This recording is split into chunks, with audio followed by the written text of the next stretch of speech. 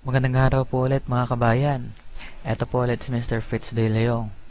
Meron po tayong bagong video presentation.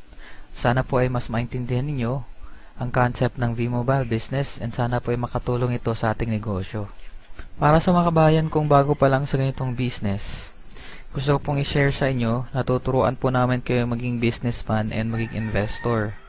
Magkakaroon po tayo ng extra income sa ating mga kasalukuyang trabaho. Ito po yung ating glass of ideas. May i-share lang po kaming opportunity sa inyo. Pag puno po yan, syempre po, aapaw po yung tubig dyan. So, hiling ko lang po is i-empty muna natin yung ating baso para po yung i-share namin na idea ay ma-absorb nyo. And huling kahilingan lang po, buksan po natin yung ating isipan. Kasi po ang opportunity na i-share namin ay para po sa yung time and financial freedom. Maraming salamat po ulit. Ito po yung mga quick facts. Philippines is still the undisputed texting capital of the world. And there are 85 million cell phone users out of 93 million population. And 1.3 billion SMS are being sent daily. Pagpalagay po natin, cold cash dyan is around 600 million. 15 billion are being spent for prepaid load alone every month. And prepaid load is the #1 product consumed sa Pilipinas. Ang point ko lang po dito kabayan is, billion industry po ang telecom business sa Pilipinas. And technology has changed our lives, especially through communication. Hindi po tulad ng dati na ang tagal pong makipag-communicate sa ating mga mahal sa buhay. Ngayon po ay instant na. Ang point ko po ulit dito kabayan, tayo mismo gumagastos ng malaki para makipag-communicate sa ating mga mahal sa buhay. Ang average Filipino po ay gumagastos ng 30 pesos a day sa kanyang prepaid load consumption. Multiply po natin yan ng 30 days, that is 900 a month. Then multiply po natin ng 12 months, so that is 10,800 a year po. It's safe to say na after 10 years, gagamit pa rin tayo ng cellphone. Mag-upgrade pa nga tayo ng cellphone natin eh. So after 10 years, that is 108,000 pesos. And an average Filipino family, meron pong 5 cellphone user. So that is 540,000 po after 10 years na 5 taong gumagamit ng cellphone. Ang point ko lang dito kabayan is, ang load po is one of your basic needs sa panahon ngayon. Ito po yung pinagagastusan natin. Tayo po consumer ay nagbabayad ng libo-libo sa mga providers, syempre po sa product and sa quality of service to communicate with our loved ones. Ngayon, presenting the facts na billion industry pala yung telco business sa Pilipinas, may naisip po si V-Mobile na opportunity and ino-offer niya po sa atin to ngayon as a consumer. Every time daw po na gagamitin natin yung cellphone natin, magkakaroon tayo ng discount and income. Siyempre, practically po, tayo mga Pilipino, mas gusto po natin yun. Meron tayong benefits using the same product and the same service po. Ngayon po ang tanong is, sino si V-Mobile and kaya ba ni V-Mobile na suportahan yung project niya na ganito? Okay, konting background lang po kay V-Mobile. Siya po ay na-establish noong April 29, 2008. And ang company po behind V-Mobile is Penta Capital. Ito po, Penta is 5, V, Roman numeral is 5 po. Si Penta Capital na-establish noong 1957. Leading independent investment house sa Pilipinas and expert sa project development, real estate, and mga infrastructure po.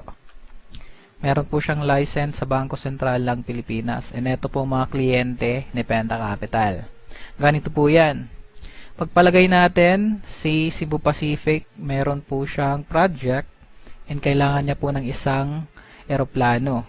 Pag hindi po kaya suportahan ng bangko, yung uutangin ni Cebu Pacific, si Penta Capital po ang magpapautang. Same po dito si San Miguel, pagpalagay nating magtatayo siya ng isang bagong planta, kung hindi kaya ng bangko magpautang, si Penta Capital po ang magfe-finance. Ito po yung MRT sa Maynila. Pag may project yung MRT bumili ng bagong tren, and again, si Penta Capital din po yung magfe-finance sa kanila and the rest of the companies nakasali po dito. Alright, ang point ko lang po dito kabayan is sila nga po malalaking kumpanya nagtitiwala ka Penta Capital, tayo pa kaya as consumer.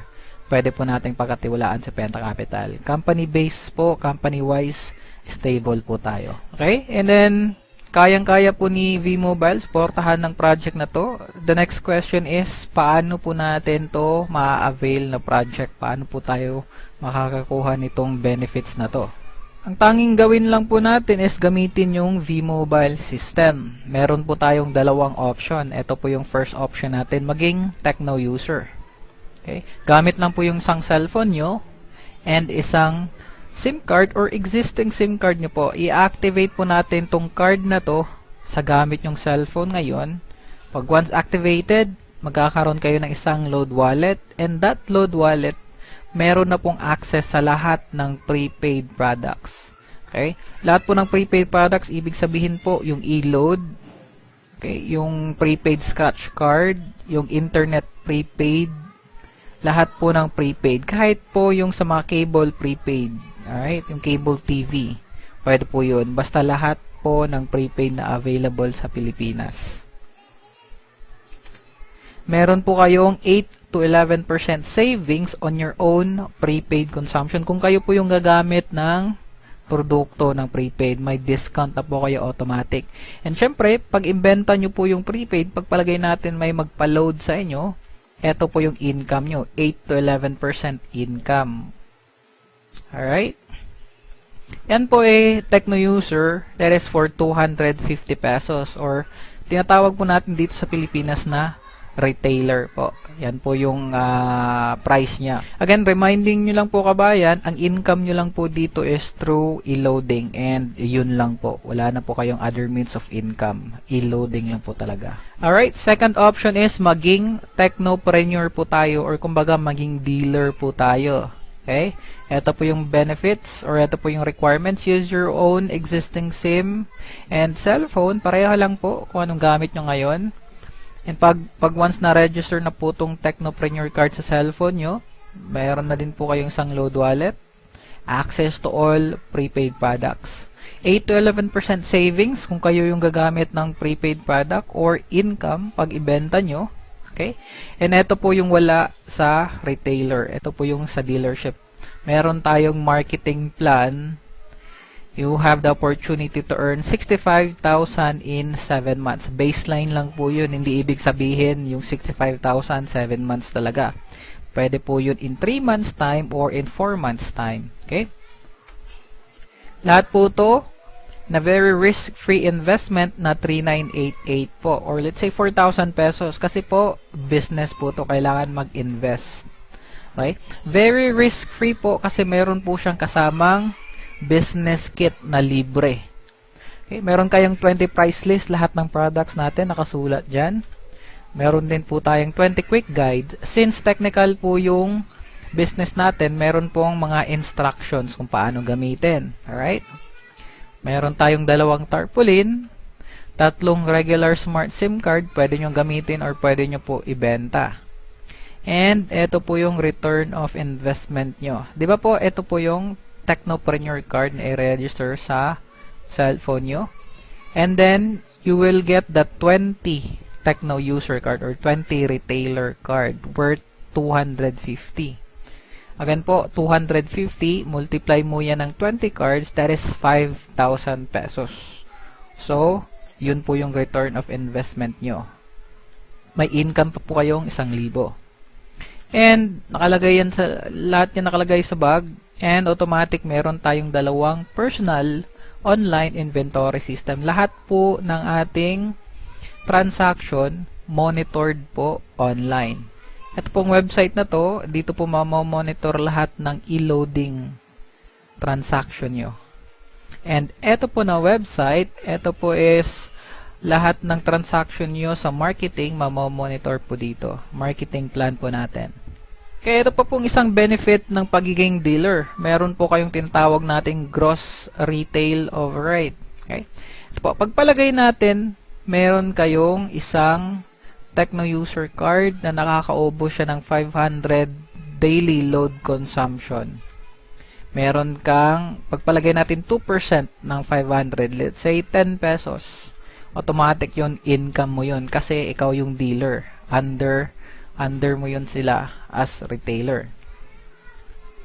Pagpalagay natin, meron kang 20 Tecno user na nakakaubos ng 500 daily. Assuming po na nakakaubos sila 500 pesos daily.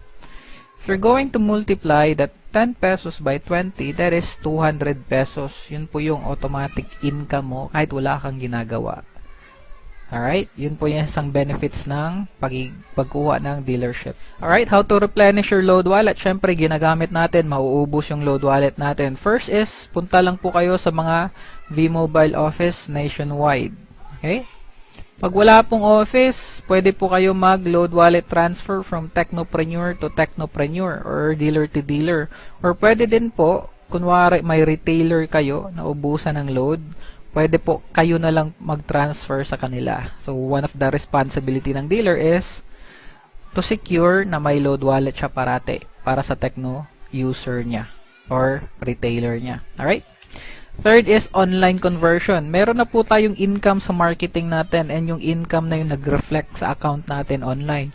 Pagpalagay natin meron tayong 20,000 doon. Pwede natin yung i-convert para maging load wallet para ibenta ulit sa ating mga Tecno user. Okay, ito po last option natin. Pag wala na talagang option iba, pwede po tayo mag-cash deposit sa mga accredited banks. Union Bank, BPI, BDO, Metrobank. Alright? Meron po tayong bank account number ng V-Mobile sa mga bangkong to. Doon po tayo magde-deposit. Okay? Pagkatapos nating mag-deposit, bibigyan tayo ng teller ng resibo. And yung resibo po, yung information sa resibo, iti-text natin sa V-Mobile system para po ma-confirm na tayo ang nag-deposit ng pera. Okay, ito pong how telecommunication system works, traditional system. Na-check off ka, punta ka ng tindahan para magpa-load. Okay? Pagpalagay natin, 30 pesos ipapaload mo, 3 pesos mapupunta sa tindahan, 27 pesos po sa provider. Hindi na po natin kailangan yan.